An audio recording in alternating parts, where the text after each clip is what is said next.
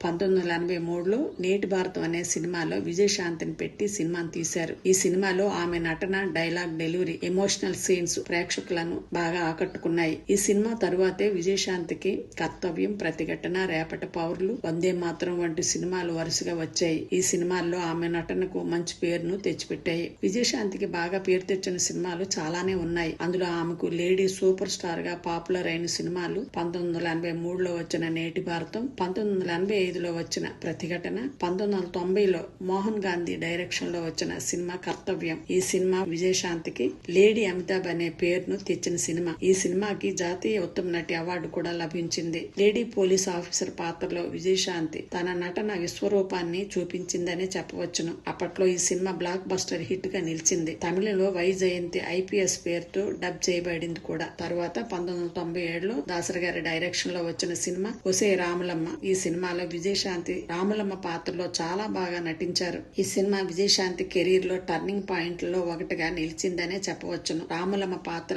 ధైర్యం, కోపం, ప్రతీకారం, నాయకత్వం నిండిన పాత్ర. లేడీ సూపర్ స్టార్ ఇమేజ్ ని తెచ్చిపెట్టిన ఐకానిక్ రోల్ ఇది.